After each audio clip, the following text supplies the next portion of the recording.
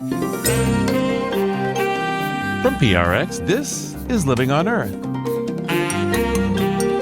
I'm Steve Curwood. And I'm Jenny Doring.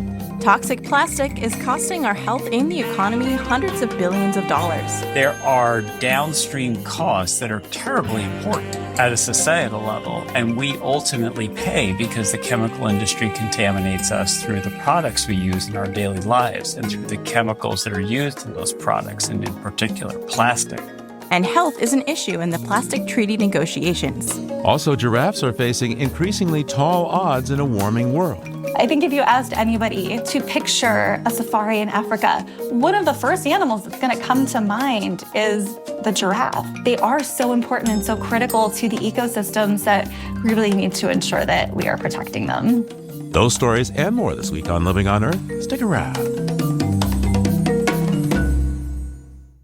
From PRX and the Jennifer and Ted Stanley Studios at the University of Massachusetts, Boston, this is Living on Earth. I'm Jenny Doring. And I'm Steve Curwood. The world's biggest climate case kicked off on December 2nd before the International Court of Justice at The Hague in the Netherlands. Also known as the World Court, the ICJ was established after World War II as a mechanism for deciding disputes between member states of the United Nations. During this case, 15 judges will hear from over 100 countries and intergovernmental organizations, each making their arguments on what international climate law obliges countries to do in the fight against climate disruption. The judges will then be asked to give an advisory opinion on that obligation and the legal consequences for those who fail to comply. Though this opinion is not binding, it does clarify binding international law, like the UNFCCC's basis for the 2015 Paris Agreement. So, a favorable opinion could encourage cooperation with the UN Climate Treaty, which has struggled to limit global warming emissions. And it could also provide a legal precedent that could be cited at the national level, meaning that if the World Court finds that countries are obligated to fight climate disruption, then citizens could sue their own governments for failing to do so. The case was the brainchild of a group of law students from the University of the South Pacific in Fiji, who began a campaign to bring the case to the World Court back in 2019. To get onto the ICJ agenda, they approached the government of Vanuatu, a small island nation in the South Pacific Ocean that then led a coalition of over 130 UN member states to pressure the UN General Assembly into seeking an official opinion from the court. One of those original law students who developed the idea, Cynthia Hanui, is from the Solomon Islands and spoke at the opening of the hearing. Climate change is undermining our ability to uphold this sacred contract. My people's land of Fanalei is nearing a critical point on the verge of being completely engulfed by the rising seas. Without our land, our bodies and memories are severed from the fundamental relationship that defined who we are. Those who stand to lose are the future generations. Their future is uncertain, reliant upon the decision-making of a handful of large emitting states which, as my colleagues explained, are responsible for climate change. These states have not only enabled, but proactively encouraged the production and consumption of fossil fuels and continue to do so today. The climate hearings in front of the World Court are expected to conclude on December 13th. A ruling will be closely watched, not only for any impact on the climate treaty, but also other environmental treaties, such as the Convention on Biological Diversity and one proposed for plastic pollution. The Biodiversity Treaty recently suspended its biannual Conference of the Parties, or COP, after it failed to find consensus on next steps. And delegates for the Plastic Treaty proposal recently failed to meet their own goal of creating consensus language for an accord by the end of 2024.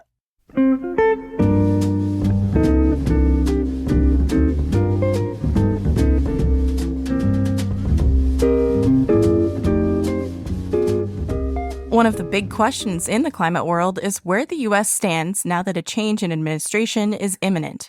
President-elect Donald Trump has vowed to once again take the U.S. back out of the landmark Paris Climate Accord. But major fossil fuel corporations, including ExxonMobil, are clearly stating that they would prefer the U.S. remain in the Paris Agreement. Here to help us understand why is Samantha Gross, Director of the Energy Security and Climate Initiative at the Brookings Institution. Welcome back to Living on Earth, Samantha. Thanks. So, why would Exxon warn against President-elect Trump taking the U.S. out of the Paris Agreement? Well, one of the hardest things for energy companies, or honestly anybody trying to make big investments in the United States, is when our policy changes a ton. It goes back and forth with changes in the administration. And so I think part of the reason why the big oil in general would kind of like to see us stay in is that they'd like to see some consistency in the U.S. position on climate change, because they're not making 4-year investments or even 8-year investments. They're making 20 and 30 and 40-year investments, and they want a steady policy environment. And so it's actually helpful for them to have the U.S. be a little more steady in its climate policy rather than swing back and forth. I also think it's a reputational thing for them. I mean, they don't want to be seen as encouraging us to pull out of this agreement that's so important for the world for dealing with the climate. And now I understand the oil industry as a whole is not actually a monolith when it comes to opinions on staying in or coming back out of Paris. What's going on there? No, the oil industry really isn't monolithic. And the way I like to think about it is the big companies that you and I and your listeners all know the names of are one part of the oil industry.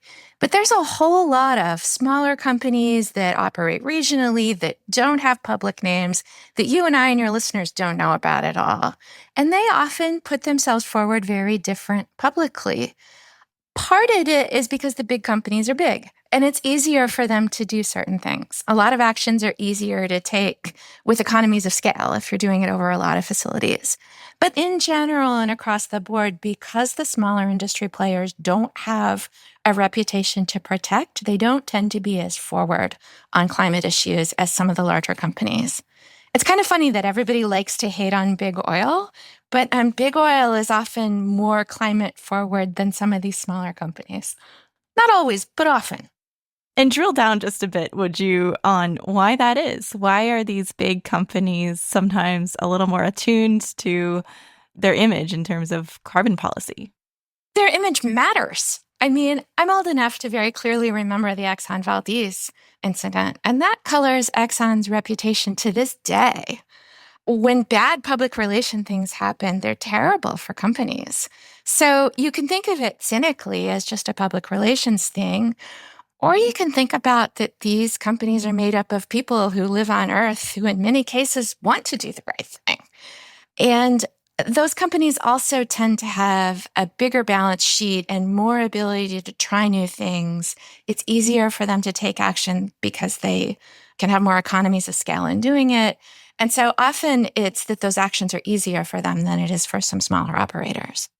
So to what extent does this response from the big fossil fuel companies signify a shift in how we collectively approach an energy transition? It's an excellent question. Clearly, fossil fuels are what's causing climate change, or a very central cause of it. And we have to remember that. But you also have to remember that these companies operate globally in a lot of countries that care about the climate.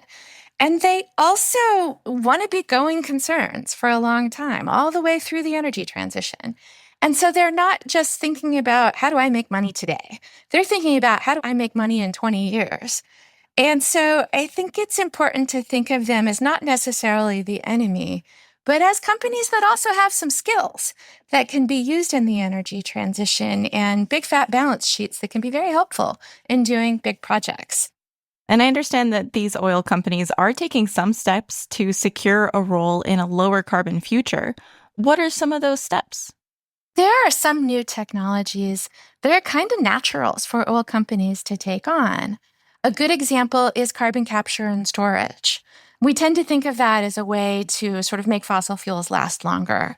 But there are some places where it's very, very hard to replace fossil fuels, and carbon capture may be a good idea. And if you think of what an oil and gas company is good at, working in the subsurface underground is exactly what they're good at. So they have the skills to make these projects go. Another really good example is hydrogen. They already make hydrogen because they use it in their refineries and in petrochemical plants. We're thinking of using hydrogen for more things in the green energy transition. And they know how to do this. They can make it the old way and use carbon capture and storage, or they can make green hydrogen using electricity. But making and handling hydrogen and also just doing great big projects that take a long time and cost a lot of money, they're good at that. It's what they do now. If the U.S. does leave the Paris Accord again and we're out for the next 4 years, what's left to be done internally? What are the major actions that we should be taking within this country? I think the U.S. will almost certainly pull out of the Paris Agreement, sadly, but there are a ton of things we can do locally. The Paris Agreement is actually not the main driver of our domestic action. And our automotive companies have geared up for electric vehicles. Our utilities are already installing mostly renewables. The IRA is the law of the land and has a lot of encouragement for continuing green actions. There are a lot of things that are moving forward, and they're not about the Paris Agreement. They're about domestic policy. So I think it's a terrible bummer to take us off the world negotiation stage, but there's also a lot of momentum and a lot of actions here that are within our economy and not about the Paris Agreement at all. Before you go, Samantha, carbon emissions are higher than they've ever been, and the world is moving far more slowly to cut emissions than scientists prescribe. What message do you have for climate-concerned folks who are, frankly, might be starting to feel a bit hopeless? I have a couple of messages. Yes, it is definitely true that we are not moving as fast as many climate scientists would like us to move. That's undoubtedly true, and we need to keep pushing for investing in the technology we have and we know that works.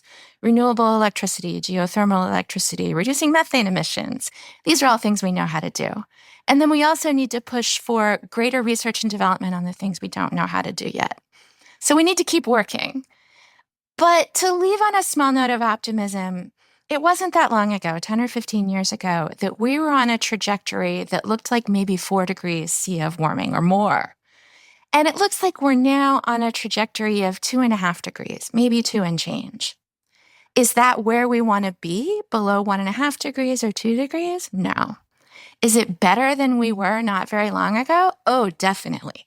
The curve is bending. It's just not bending fast enough, or the trajectory isn't changing fast enough. So it's not that we've gotten nowhere. It's just that we're not going as fast as we need to be. And I think that attitude helps fight the hopelessness. It's not that we're not doing anything. It's just that we're not moving quite fast enough. Samantha Gross is the director of the Energy Security and Climate Initiative and a fellow in foreign policy for the Brookings Institution. Thank you so much, Samantha. My pleasure.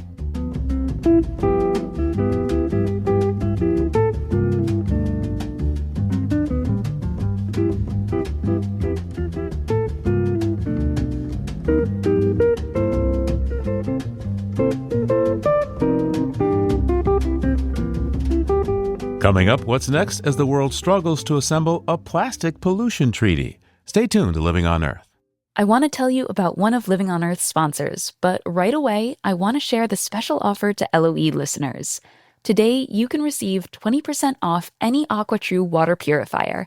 Just go to aquatrue.com, that's AQUATRU.com, and enter code EARTH at checkout. That's 20% off any AquaTrue purifier when you go to aquatrue.com and use promo code EARTH. We're all always looking for ways to make safe drinking water easier, because we know that drinking water is so important to staying hydrated and healthy. Did you know that 60% of your body is made out of water?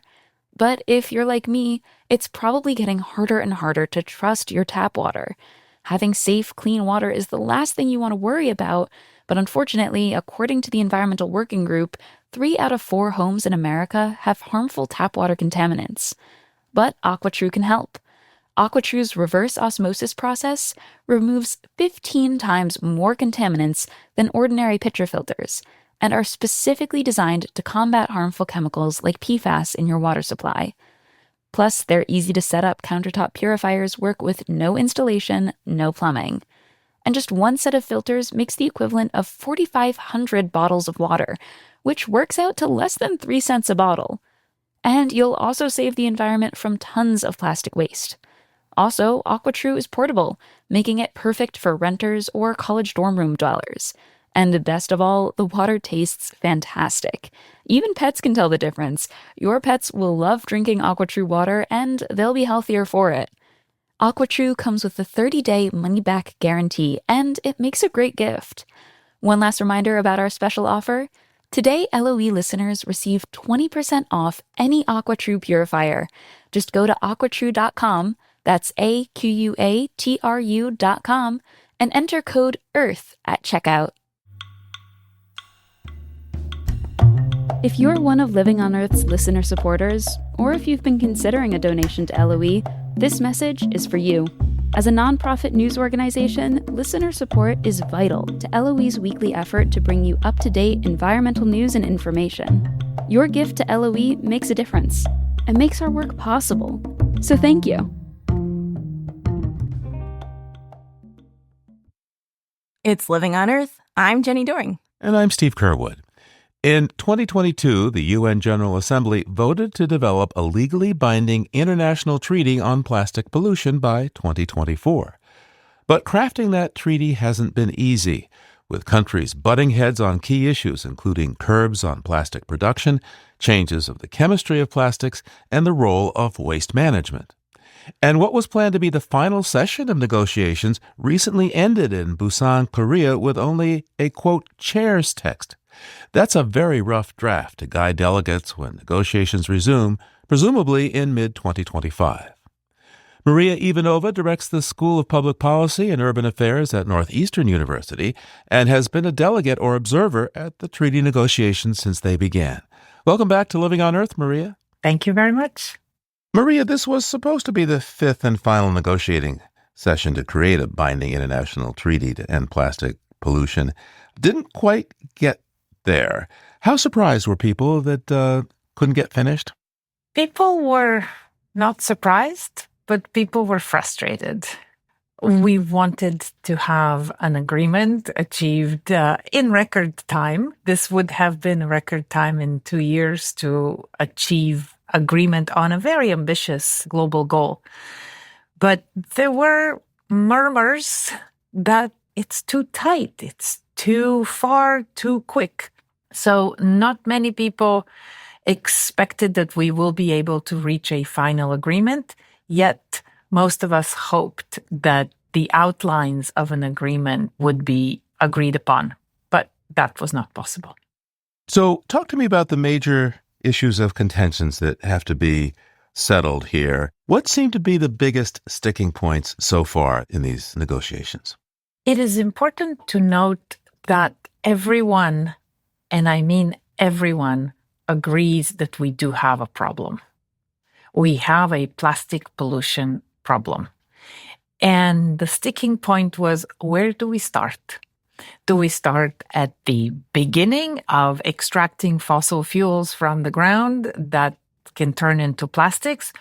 Do we start at the stage of design, or do we start at the time where we discard those products and improve our waste management systems?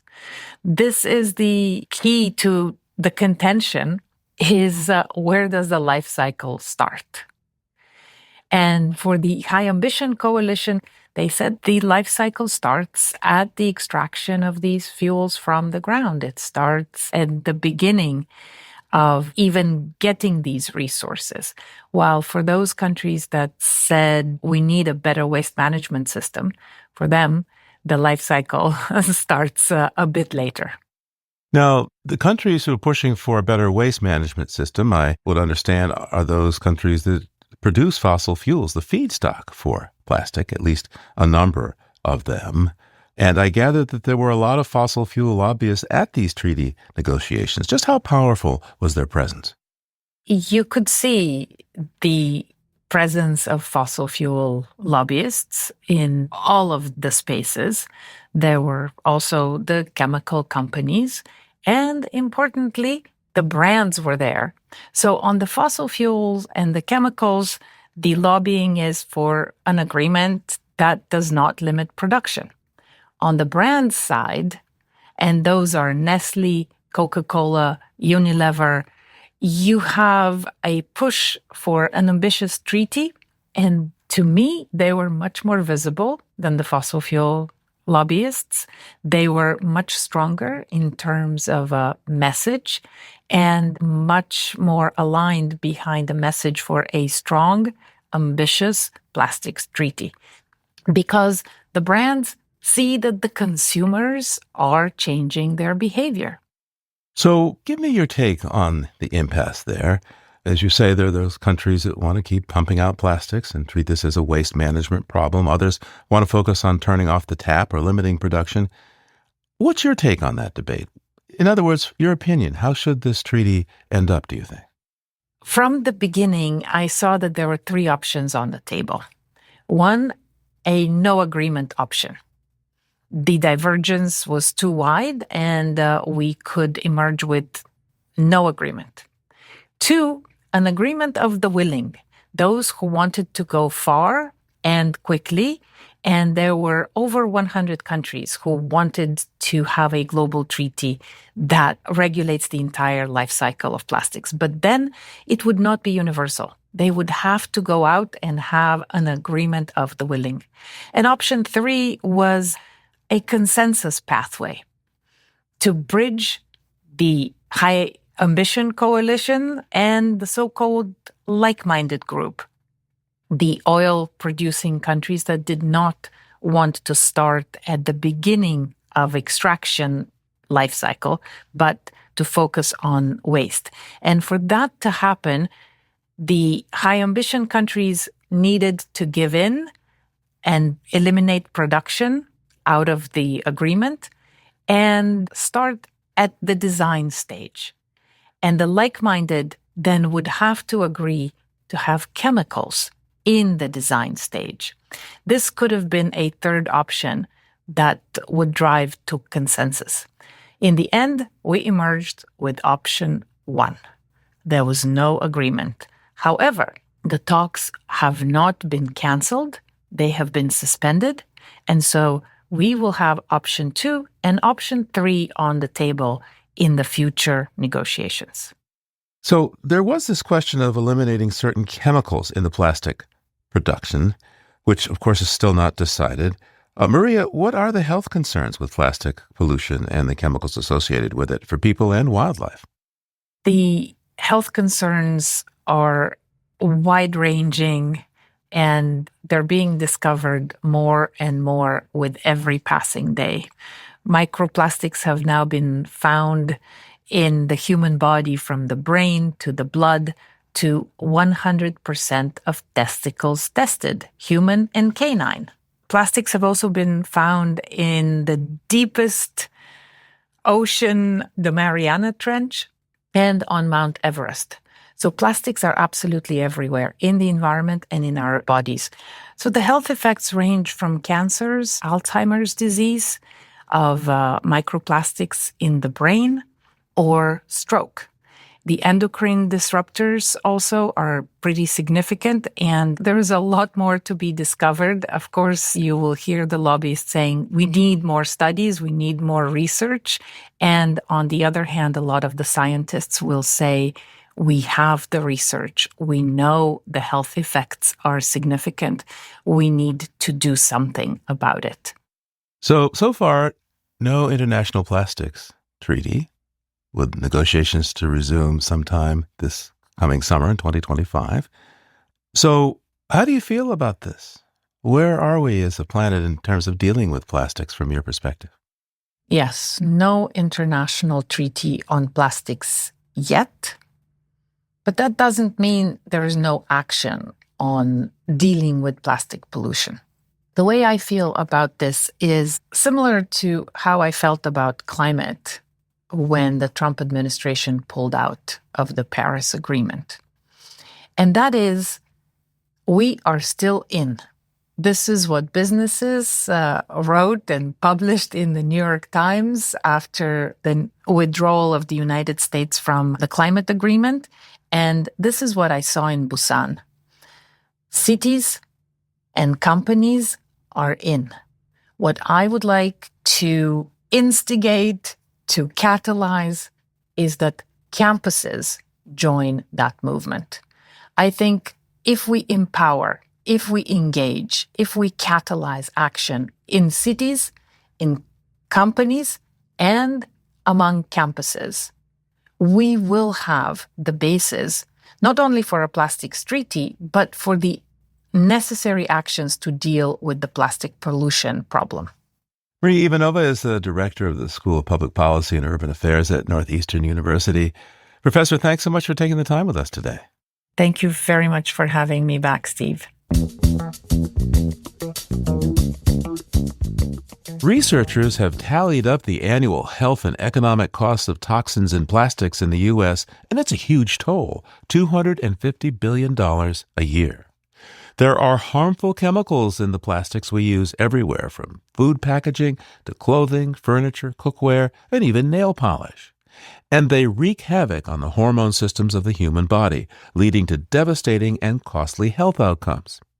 A 2024 study published in the Journal of the Endocrine Society found that in 2018 alone, disease and disability caused by chemicals in plastic cost the U.S. a whopping $250 billion in health and economic losses. Lead author Leonardo Trasande is a pediatrician who directs the NYU Center for the Investigation of Environmental Hazards. Dr. Trasande, welcome back to Living on Earth. Thanks for having me again, Steve. So your study focused on the cost of just a few of the thousands of chemicals that are used in plastics. What were the chemicals that you included in your study, and how do they threaten our health? So we started by focusing on brominated flame retardants. Brominated flame retardants are best known to hack thyroid hormone. The baby relies on thyroid hormone through the second trimester of pregnancy, such that even lower levels of thyroid hormone can disrupt brain development in the young child and have consequences that are permanent and lifelong. Then we also focused on phthalates, chemicals used to soften plastics that not only have effects on metabolism in adults as well as kids, but disrupt sex hormone function and thereby can have effects on fertility. And these chemicals, particularly the phthalates, may have behavioral consequences, not just for attention deficit, but for depression and other mental illnesses.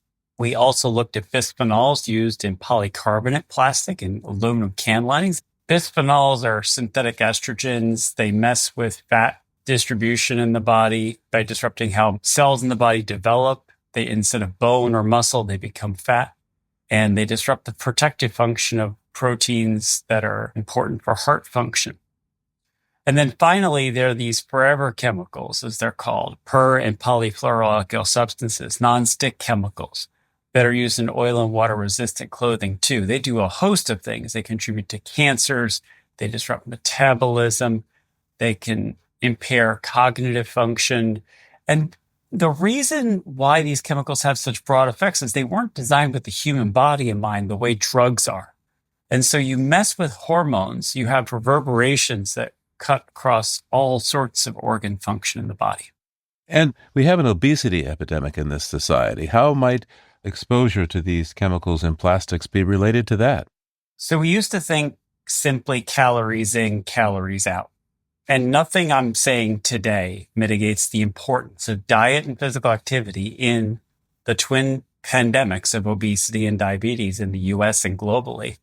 But we know that chemicals can scramble our body's response to normal dietary cues. Take, for example, a study that followed a population of adults who had lost weight through healthy diet and physical activity. They drew a blood sample. They measured PFAS in that blood sample, and then they saw who gained weight back the fastest. The ones who gained the most weight back were the ones with the highest levels of PFAS. And then they dug in deeper, and they found that the resting metabolic rate of those adults had actually slowed down in relationship to the chemicals. So talk about the body's thermostat being turned the wrong way.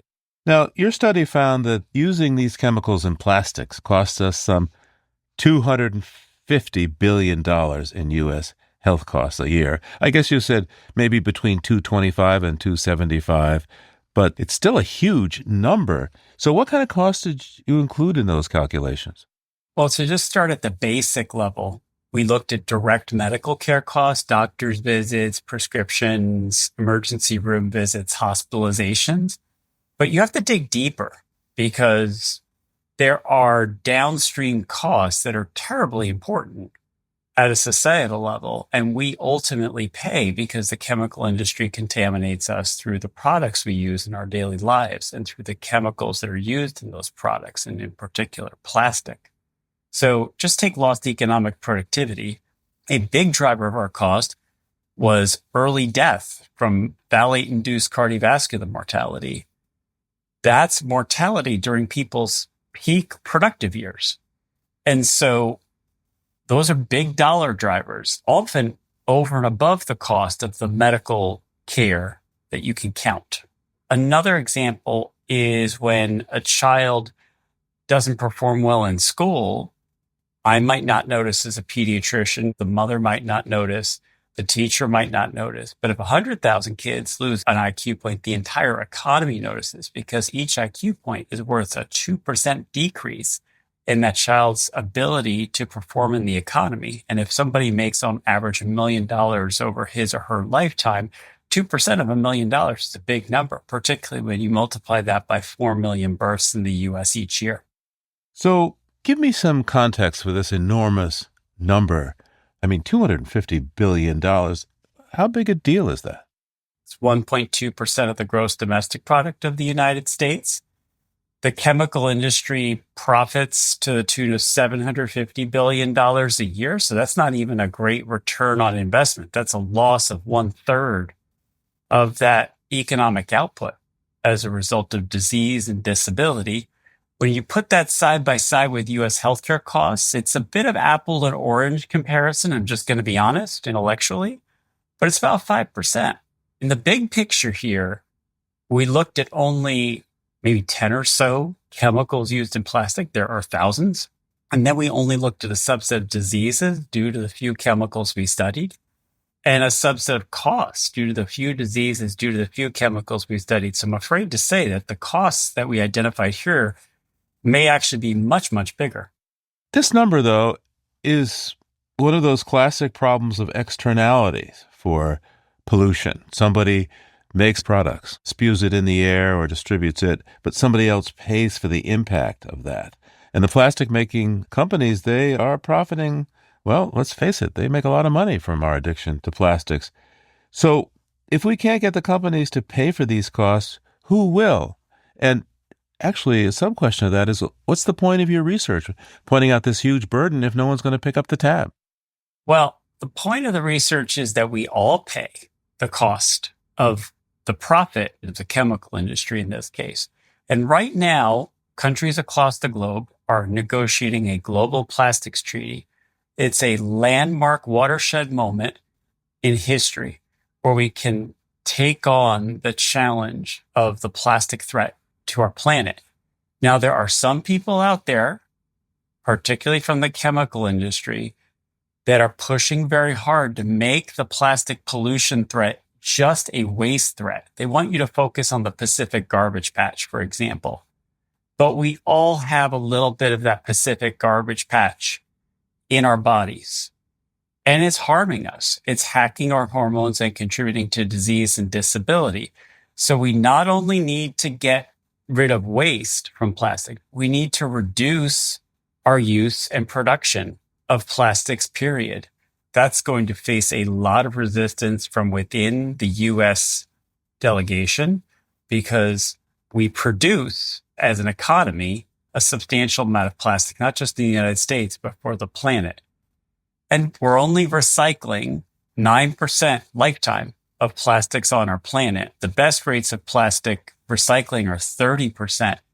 And so if we don't turn off the tap, what will happen is this plastic will accumulate even more in our bodies, and the disease burden that we're talking about will escalate even further. But be clear with me for a moment. If we were to recycle all of the plastic that's out there, to what extent will we still be at risk from disease? Even more in an indirect way, because when you recycle plastic, you don't simply do a basic burn and reuse kind of operation. You add chemicals to it to make the plastic reusable. And the few studies that are out there have documented that chemical contamination in recycled plastic, including heavy metals, by the way, is higher than the virgin plastic. And so we need to use the Global Plastics Treaty as a chemicals treaty. A lot of people want to just sweep the chemicals under the carpet, but there are tens of thousands of chemicals used in plastic materials to this day, of whom 12 or so have been regulated by existing environmental conventions globally. So if I'm hearing you correctly, if you were in charge of everything, you would simply get rid of plastics from our society, at least the way that they're made right now. Well, I wouldn't get rid of essential plastic. There is a distinction here. I use the analogy of the cucumber wrapped in the proverbial plastic tight wrap. That cling wrap has no use, no logical use. During the pandemic, when I started flying again, I would see these tray tables be delivered to me with an extra 2 layers of plastic wrap under the guise of, well, I'm trying to prevent COVID by doing this. COVID's transmitted by air particles, not by droplets. So it was the biggest plastic theater episode that I have ever witnessed. We seem to have gotten into the mindset that plastics is the future. Plastics have definitely provided crucial innovations to our life as a society, but the pendulum is swung way too far. We are excessively focused on profiting from finding any potential use of plastic in our life. We'll be back after the break with more from our conversation with Dr. Trasande about reducing risks from chemicals in plastics. Stay tuned to Living on Earth.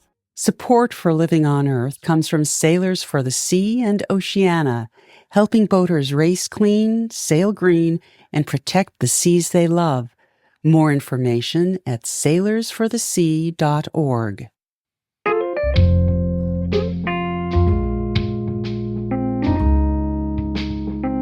In this giving season, please consider making a donation to Living on Earth. Your gift will help us continue to produce high-quality journalism that educates and inspires you to be fully informed about climate change and environmental issues. So thank you for your support.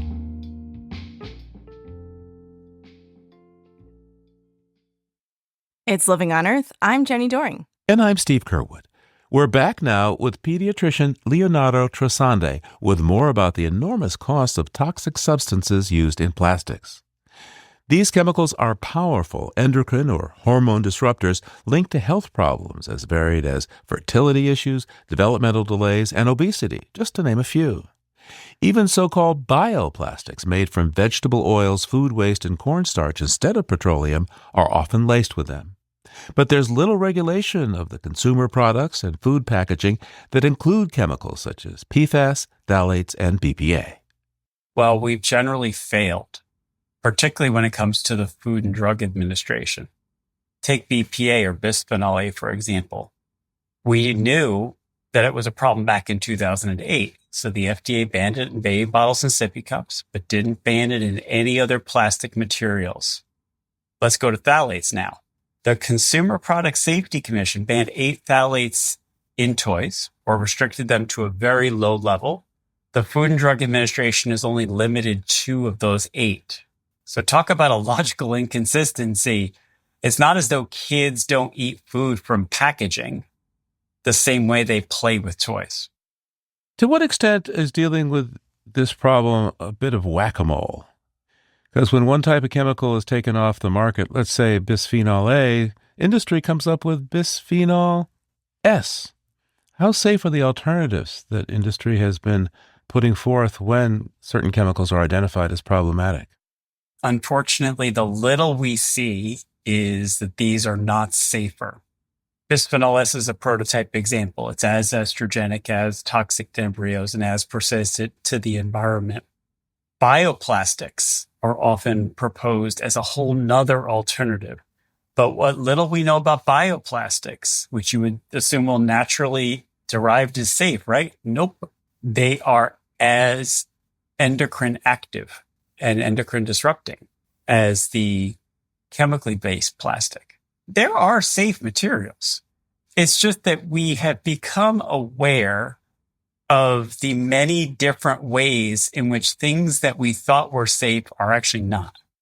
So for someone who's listening to us right now and concerned about this, What steps can they take to protect themselves and our society as we wait for some sort of response from the politicians that govern our regulations?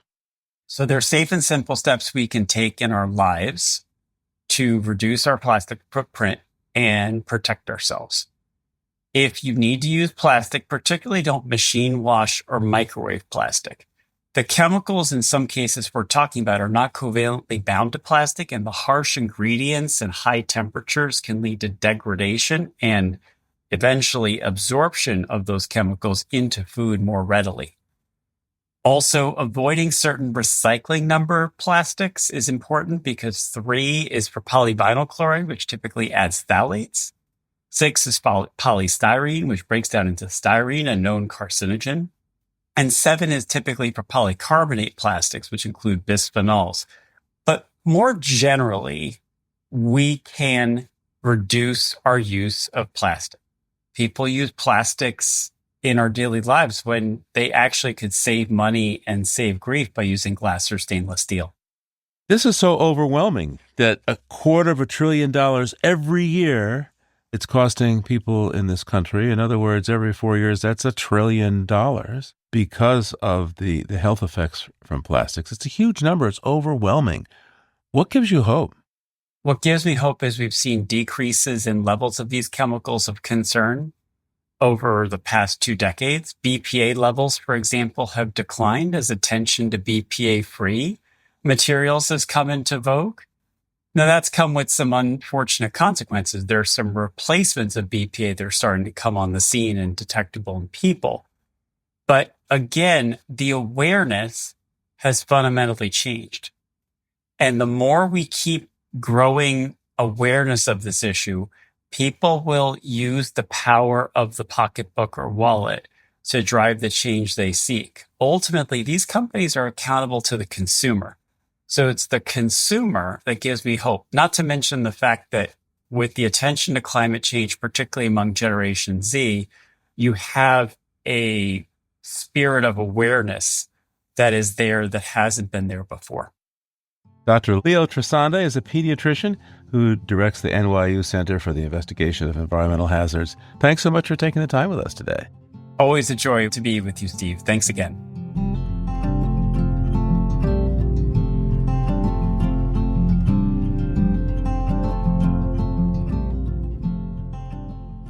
Giraffes are the tallest land animals in the world. These gentle giants can grow up to 19 feet tall and are found across savannas and open woodlands of sub-Saharan Africa. But as the population of people in Africa has tripled from 500 million to more than 1.5 billion since 1980, at the same time, habitat loss, poaching, and the climate crisis have led to a more than 40% decline of giraffes. And in some regions, giraffe populations are now down to just a few thousand individuals. After years of petitioning from conservation groups to protect giraffes under the Endangered Species Act, the U.S. Fish and Wildlife Service recently proposed listing 3 subspecies as endangered and 2 others as threatened.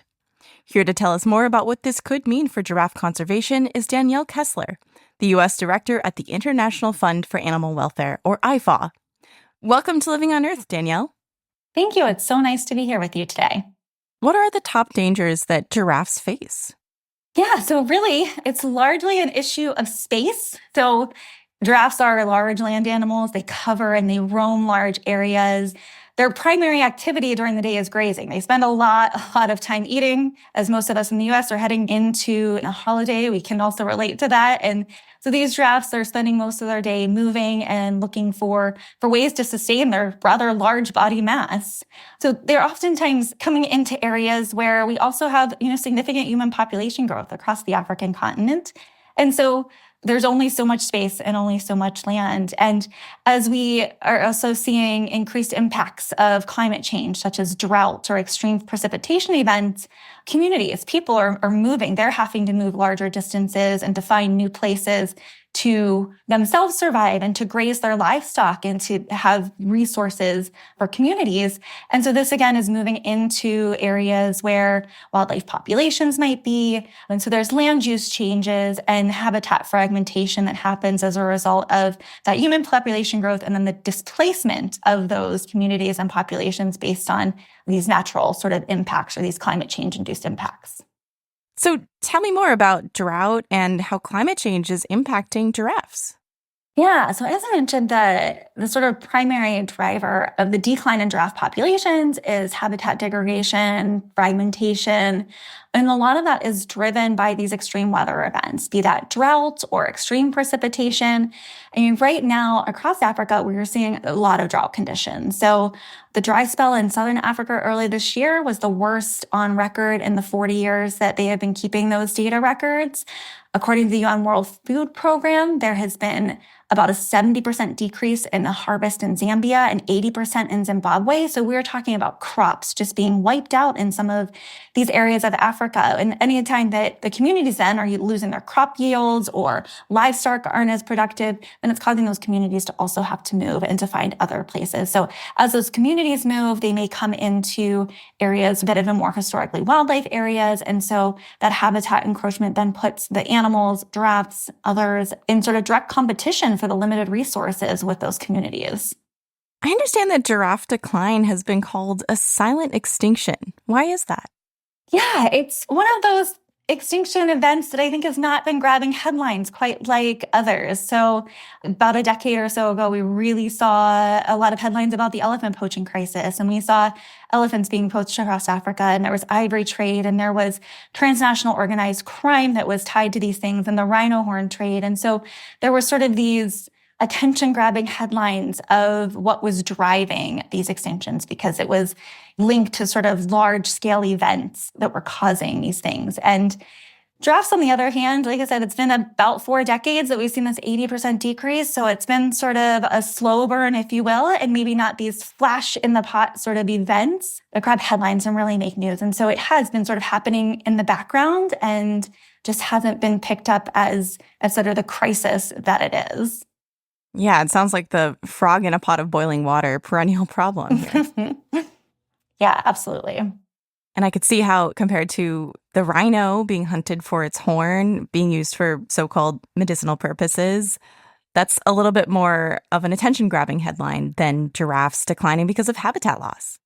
Yeah, I think if you asked anybody to picture a safari in Africa, one of the first animals that's going to come to mind is the giraffe. And we still see them so commonly in photos of that and the landscapes. And so, again, I think there's almost a sort of recency effect, or really, since it come to mind so quickly, you think that there's not a problem because we still see them and we still associate them so much with Africa, which is another reason that we really want to strive and they are so important and so critical to the ecosystems that we really need to ensure that we are protecting them.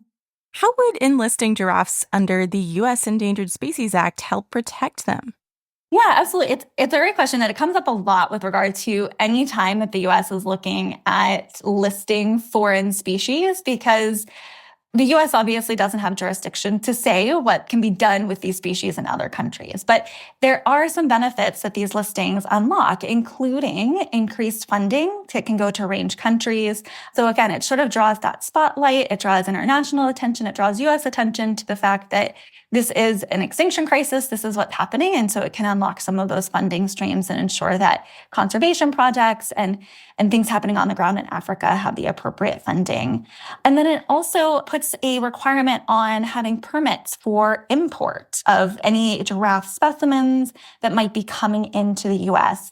So we do know that there is fairly significant trade coming into the U.S. So from a period of about 2006 to 2015, there were nearly 40,000 giraffe specimens imported into the U.S. So that includes things like bone carving, skin pieces, hunting trophies. And so that 40,000 specimens conservatively is just under 4,000 individual giraffes. So about a decade-long period, about 4,000 giraffes coming into trade in the U.S. If that was all West Africa, it was not. But if it was all one of those species, that would wipe out that entire species. So ensuring that that trade is being done in a way that is not impacting these species, particularly the most endangered species. So we have a significant role in that, and making sure that we're not contributing to the declines is a really important aspect of this listing. So more broadly, what would a giraffe conservation program look like? Yeah, well, I mean, as with any conservation program that we're looking at on the ground, the approach that IFAW takes and what really we find to be an effective approach is ensuring that you're working with the communities that live alongside these animals. And so there's displacement of people and communities as well as the wildlife that they live alongside. And so it's a matter of making sure that we understand the whole of what is happening and the context, and working with the communities and those that live alongside these animals to ensure that you're coming to find opportunities for both people and the wildlife. It seems important because sometimes we've seen conservation end up pushing people out of, areas where they might need to live. Yeah, absolutely. And the knowledge that communities have, it's so valuable. They are sort of the front line of dealing with these animals. They have incredible knowledge, and these animals can also benefit them depending on how they are reviewed in terms of bringing in tourism. And it's an area that we need to be looking at as well from a larger sort of global community. How can we be supporting these communities that live alongside wildlife? The wildlife and the ecosystems that are supported in these areas are critical for all of us, for our survival. These animals, they help mitigate climate change, right? So they are carbon sinks. They take in and they capture carbon, and so they can mitigate some of the most extreme effects of climate change. And so preserving and helping ensure that these ecosystems and these charismatic megafauna and all biodiversity is preserved really helps protect us all. And so we all have a role to play in figuring out how we can incentivize that and ensure that the people living alongside animals are benefiting from them too. So what's next for this listing process? So next is, it's open now to a 90-day public comment period. So that'll be closing in mid-February. So the agency will be taking information from nonprofits, from academics, and from the American public, or even from those overseas, from foreign governments, from really anyone who wants to provide input to this. The things that they're going to pay the most attention to is information that is scientifically based, that is information about the management of these populations in the countries, things that really help them to base this decision in, is this the best for conservation? And so they'll be taking that information in, and then they're going to sit back and they're going to evaluate all of it, and they'll take a look at everything they received, and then they'll issue a final decision. Hopefully that would be within the year, but that will largely be dictated by the next incoming administration and when that can sort of get prioritized in moving through the agency. So it's a great time for certainly those who work with giraffes or around giraffes or a conservation project, for those individuals with specialized expertise to really be weighing in, but also for the American public to be saying how they feel about this listing and whether they think the U.S. should be active in protecting giraffes. Danielle Kessler is the U.S. Director at the International Fund for Animal Welfare, or IFAW. Thank you so much, Danielle. Thank you. It was great to be with you today.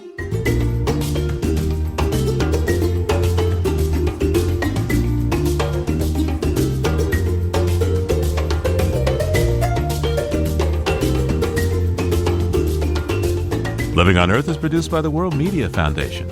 Our crew includes Naomi Ehrenberg, Paloma Beltran, Kayla Bradley, Josh Kroom, Daniela Faria, Mehek Gagneja, Swayam Gagneja, Mark Kausch, Mark Seth Lender, Don Lyman, Nana Mohammed, Ainsley O'Neill, Sophia Pandelides, Jake Rigo, Andrew Scarrett, and Elle Wilson. Tom Tiger engineered our show. Allison Learstein composed our themes. You can hear us anytime at LOE.org, Apple Podcasts, and YouTube Music. And like us, please, on our Facebook page, Living on Earth. We tweet from @LivingOnEarth and find us on Instagram @LivingOnEarthRadio. And we always welcome your feedback at comments@LOE.org. I'm Jenny Doring. And I'm Steve Herwood. Thanks for listening. Funding for Living on Earth comes from you, our listeners, and from the University of Massachusetts, Boston, in association with its School for the Environment, developing the next generation of environmental leaders, and from the Grantham Foundation for the Protection of the Environment, supporting strategic communications and collaboration in solving the world's most pressing environmental problems. PRX.